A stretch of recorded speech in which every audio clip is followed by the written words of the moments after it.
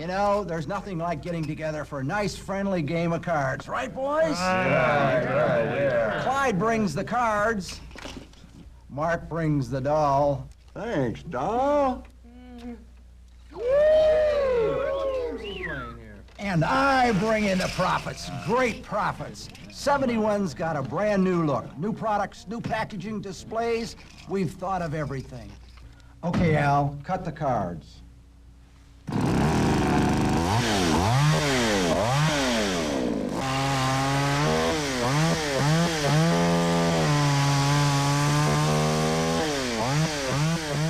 The new 71, everything you always wanted in lawn and garden, and more.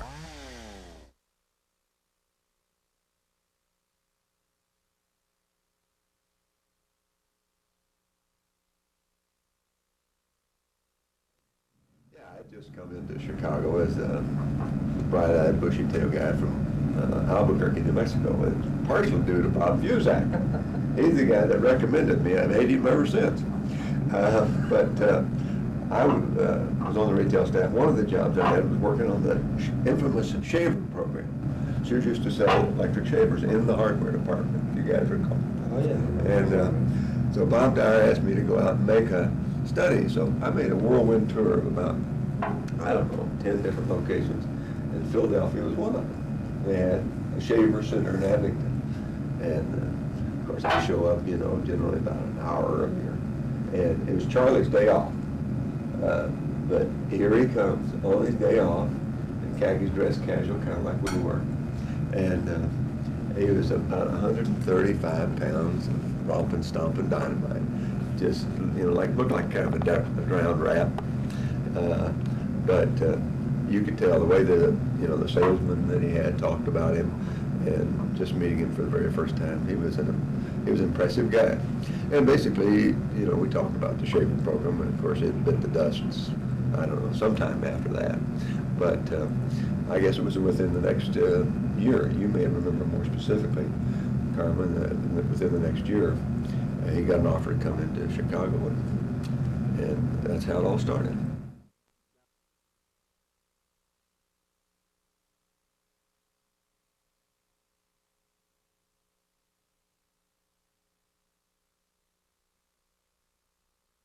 I met Charlie at the airport. I was assigned to kind of coordinate his introduction to headquarters. But that was really the second meeting, because we had been following each other's progress through this newsletter that 609 put out. We were both in retail, and we were both in the top 20, and so I'd watch the Abington store, and he'd watch the Saugus store to see who would be struggling for positions. And it was interesting that we both wound up in headquarters. I reported in July, and Charlie came in February. It was during the snowstorm. I picked him up at O'Hare, brought him in for his final review with Bob Dyer, and then I was assigned to entertain him for the evening. And that was his first experience on Rush Street.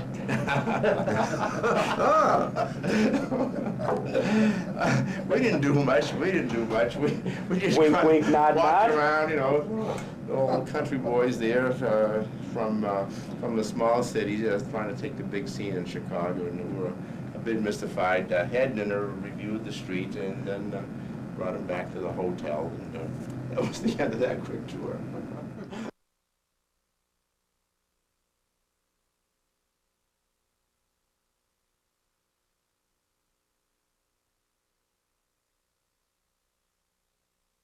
You guys remember what he did? Well, the spoons. Charlie used to play the spoons. Great spoon player. In fact, you reminded me of it. Check with the picture of Harry Grumish, because you guys remember the weekend we spent down in Savannah with Harry, and they got around. They had a group that played harmonicas, and they had different instruments. And Charlie got the spoons out. He was playing the spoons. I don't remember the first time I met Charlie. Really, I came into Parent, as it was called, in a different direction. I wasn't one of the whiz kids or $1 million sales managers. I was just a poor little farm boy from Wisconsin. Came in I think it was October of just before Charlie did, between Carmen and Charlie. And But I got to know him very, very well, thank goodness, because we carpooled together and did a lot of things together. Of course, our families basically grew up together.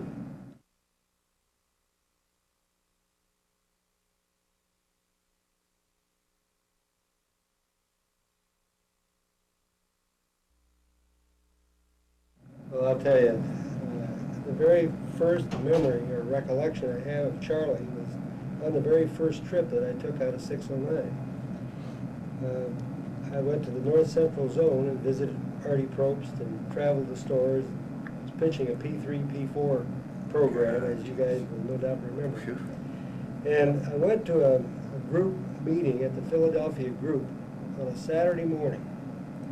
And unbeknownst to me, you know, this was kind of a break-in period that Vince Kraft was famous for when any new visitor from headquarters came out.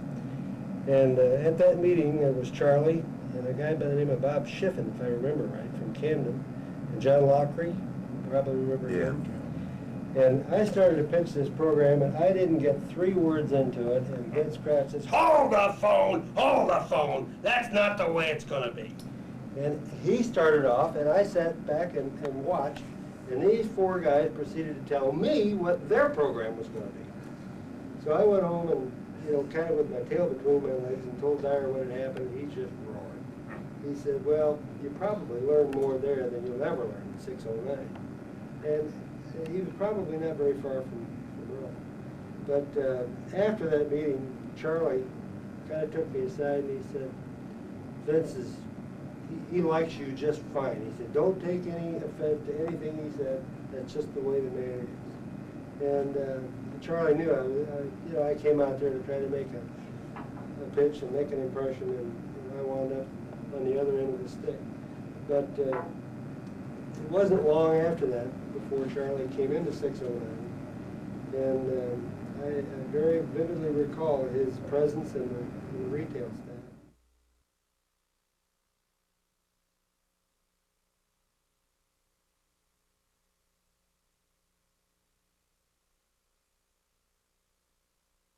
Well, I knew about your dad for quite a while. As I say, we were in the same category of merchandise in Sears, and they lumped us all together in almost the same floor, the same 2 floors in the old building as well as the new building downtown.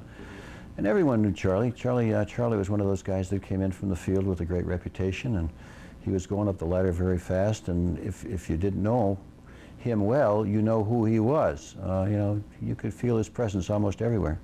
But I guess I've known him about 25 years. Good 25 years.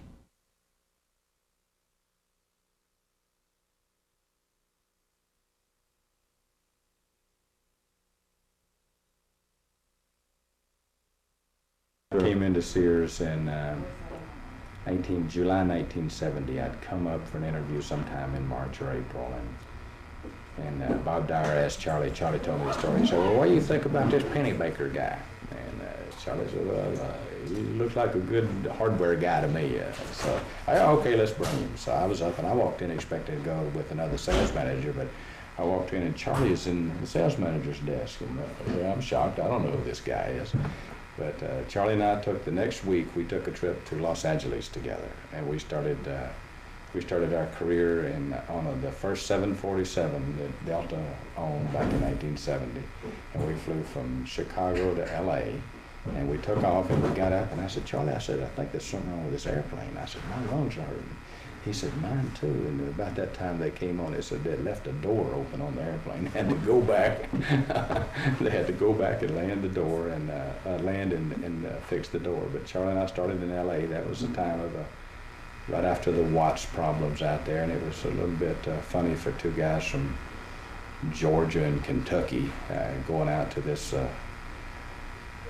the California land to work out there. So they figured, here come the rednecks, you know. But we had a wonderful time. It was good.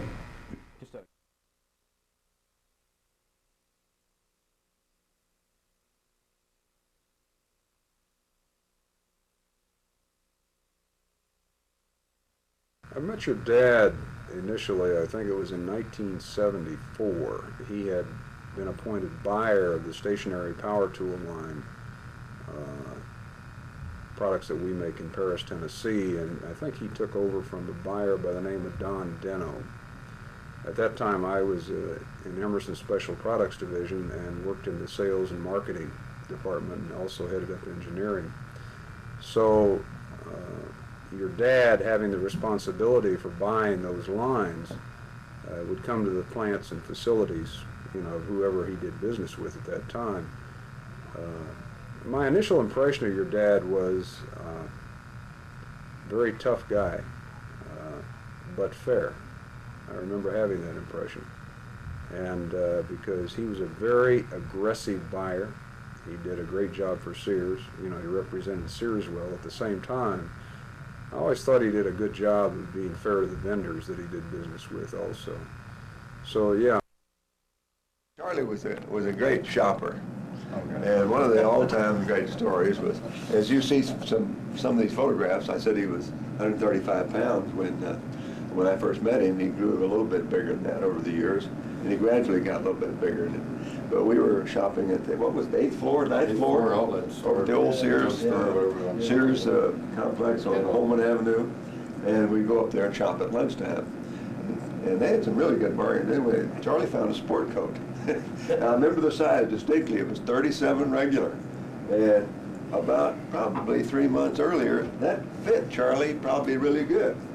And so he bought it. And he never wore that ever because his size went up like that. And it only cost him $5. Yeah, he got a good buy. It was a good buy. Funny, because that was one of the stories I thought about. And I came from a small store back in Pennsylvania. In fact, your dad did as well. A store in Pennsylvania, not exactly small. Where was yours now? Well, I said Pennsylvania. It was on the border. It was really Binghamton, New York, but we were kind of straddling the border. But we had a hardware department there that had a very, very capable gentleman. And I knew him when I worked in the store, and I kept in touch with him after I came to headquarters. And I found out, well, 5 or 6 years ago, just playing golf with your dad, there was a merchant in that store named Jack Yezzie. Yeah, that's right. And I says, as a matter of fact, I still see Jack. Jack is retired now, and I go back every year to see friends in that area. And I said, in fact, I'm going back soon, and I understand that Jack had just had some kind of an operation. Before I went back, your dad and I played golf, and he pulled a hat out of the trunk of the car, and he said, I had this at home, and I'd like you to give this to Jack Yezzie for all the good things he did for me way back. And it was a 100-year anniversary cap, craftsman hat that they passed out at the Sears anniversary function, you know, X number of years ago. And I did take it back, and I did give it to Jack. And Jack said, Mr. Fox was thoughtful enough, I've been retired for so many years, to send this off to me. And the strange thing about it is about 2 years ago, I went back and banged the guy's door again. And on the mantle over his fireplace, he had the wedding pictures of both his girls, both of his daughters, and some pictures of his grandchildren. But in the middle of all the photographs was that baseball cap that Mr. Fox had given him. And I thought that was a great gesture, great gesture. But, you know, I tell you one thing he did, he loved you kids, I'll tell you that. Well, and it was, as much as he loved to tell jokes, we used to joke about it a lot, but we knew your lives better than you knew your lives. Because he would come in, Chucky did this, Kevin did this, I mean, Linda did this. We knew everything by heart. And we might not see you for months, but we knew exactly what you had done. It was kind of neat. And we used to joke between us. Kevin said to Chucky, Chucky did this, you know, back and forth. This Vic Cleaster and I used to get together, and Charlie would get, like he would, he'd start talking about his family and Chucky. We got to, with Vic and I'd sit down and we'd say, okay, here he goes. He's going to be talking about Chucky Lucky in Kentucky. So we had, but he was just a wonderful and charming man. The funny thing about that story was the fact that to this day, little Jack is probably, Jack Yezzie, the man that he gave the hat to, is probably about 77 now. But to this day, when I look at that hat and I say, I remember that, he always refers to your dad as Mr. Fox. And I said something one day, I says, can't you call him Charlie? He's a friend of mine. We walk the golf course every Wednesday afternoon. And he says, he'll always be Mr. Fox to me. And it was quite a compliment. Your dad would come into town with his assistant, who was then actually Pennebaker, and we'd go through these line reviews. And every year I tried to come up with something different as to how we would pick your dad and Ashley Pennebaker up at the airport, and I'll just share a couple with you.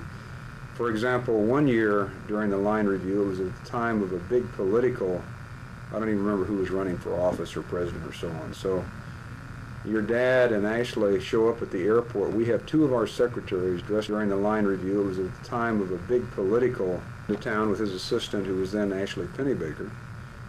And we go through these line reviews.